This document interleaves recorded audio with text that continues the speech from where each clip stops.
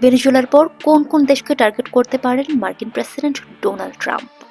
ভেনেজুয়েলার president Nicolas মাদুরোকে সামরিক অভিযানে আটক করার নাটকীয়তার পর মার্কিন প্রেসিডেন্ট ডোনাল্ড ট্রাম্পের পররাষ্ট্রনীতির উচ্চাকাঙ্ক্ষা এক নতুন মাত্রায় পৌঁছেছে।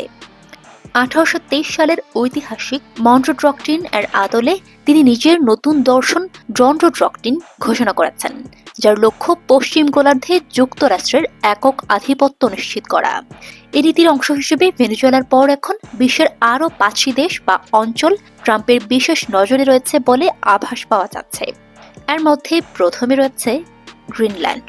এই তালিকার শীর্ষে রয়েছে ডেনমার্কের স্বায়ত্তশাসিত দ্বীপ গ্রিনল্যান্ড। বিরল খনিজ সম্পদে সমৃদ্ধ এই দ্বীপটি কৌশলগতভাবে উত্তর আটলান্টিকে অত্যন্ত গুরুত্বপূর্ণ।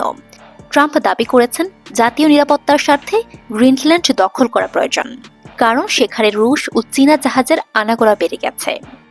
যদিও গ্রিনল্যান্ডের প্রধানমন্ত্রী জেন্স ফ্রেডরিক নিকোলাস এবং ডেনমার্কের প্রধানমন্ত্রী মেটে ফ্রেডরিকসের ট্রাম্পের এই কল্পনা সরাসরি নাকচ করে দিয়েছেন, তবুও ট্রাম্পের অনড় অবস্থান ন্যাটোর ভেতরেই নতুন উত্তেজনার জন্ম দিয়েছে। কলম্বিয়া। দক্ষিণ আমেরিকায় ট্রাম্পের পরবর্তী লক্ষ্য হতে পারে কলম্বিয়া।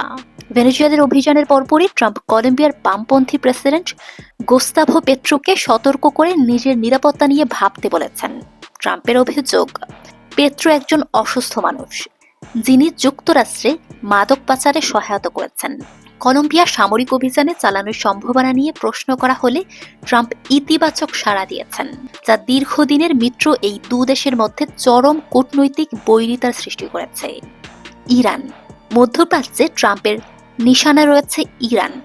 দেশটিতে চলমান সরকার বিরোধী বিক্ষোভ নিয়ে ট্রাম্প কড়া হুঁশিয়ারি দিয়ে বলেছেন, বিক্ষোভকারীদের উপর হামলা করা হলে যুক্তরাষ্ট্র কঠোর সামরিক ব্যবস্থা নেবে।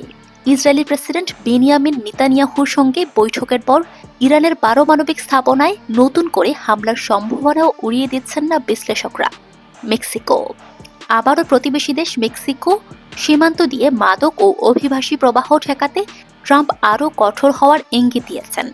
ক্ষমতায় ফিরেই তিনি মেক্সিকো উপসাগরের নাম পরিবর্তন করে আমেরিকা উপসাগর রাখার নির্বাহী আদেশে স্বাক্ষর করেছেন এবং কার্টেল দমনে সরাসরি সামরিক হস্তক্ষেপে সম্ভাবনা জাগিয়ে রেখেছেন। কিউবা। সবশেষে ট্রাম্পের নজর রয়েছে কিউবার উপর। ভেনেজুয়েলার তেল সরবরাহের উপর নির্ভরশীল এই দ্বীপ রাষ্ট্রটি বর্তমানে অর্থনৈতিকভাবে পতনের মুখে বলে দাবি করেছেন ট্রাম্প। তিনি মনে করেন মাদুরোর পতনের পর কিউবার কমিউনিস্ট সরকার এমনিতেই ভেঙে পড়বে, তাই সেখানে এখনই সামরিক হস্তক্ষেপের প্রয়োজন নেই। তবে মার্কিন পররাষ্ট্রমন্ত্রী মার্কো রুবিও কিউবার সরকারকে সতর্ক করে বলেছেন, ট্রাম্পের কথাকে যেন তারা কোনোভাবেই হালকা করে না নেয়। ল্যাটিন আমেরিকা ও ইউরোপের দেশগুলো এখন ট্রাম্পের এই ডনকো ডক্ট্রিনের পরবর্তী পদক্ষেপ নিয়ে গভীর শঙ্কায় রয়েছেন।